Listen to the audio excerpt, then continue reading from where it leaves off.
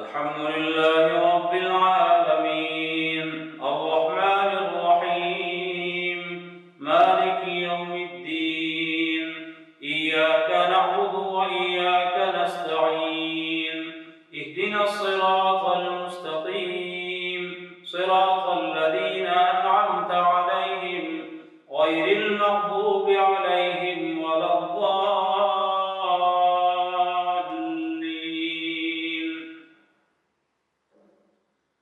الحمد لله الذي أنزل على عبده الكتاب ولم يجعل له عوجا قيما لينذر بأسا شديدا من لدنه ويبشر المؤمنين الذين يعملون الصالحات أن لهم أجرا حسنا ماكثين فيه أبدا وينذر الذين قالوا اتخذ الله ولدا ما لهم به من علم ولا لآبائهم كبرت كلمة تخرج من أفواههم إن يقولون إلا كذبا فلعلك باخع نفسك على آثارهم إن لم يؤمنوا بهذا الحديث أسفا إنا جعلنا ما على الأرض زينة لها لنبلوهم أيهم أحسن عملا وإنا لجاعلون ما عليها صعيدا جرزا أم حسبت أن أصحاب الكهف والرقيم كانوا من آياتنا عجبا إذ أوى الفتية إلى الكهف فقالوا ربنا آتنا من لدنك رحمة وهيئ لنا من أمرنا رشدا فضربنا على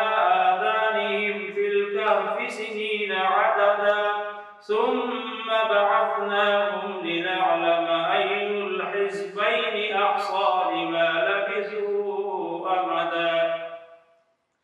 نحن نقص عليك نبأهم بالحق إنهم فتية آمنوا بربهم وزدناهم هدى وربطنا على قلوبهم إذ قاموا فقالوا ربنا رب السماوات والأرض لن ندعو من دونه إلها لقد قلنا إذا شططا هؤلاء قومنا اتخذوا من دونه آلهة لولا يأتون عليهم بسلطان بين فمن أظلم ممن افترى على الله كذبا وإذ اعتزلتموهم وما يعبدون إلا الله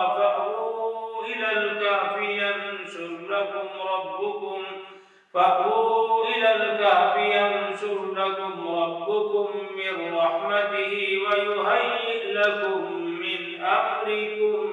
مرفقا وترى الشمس إذا طلعت تزاور عن كهفهم ذات اليمين وإذا غربت تقرضهم ذات الشمال وهم في فجوة من ذلك من آيات الله من يهد الله فهو المهتد ومن يضلل فلن تجد له وليا مرشدا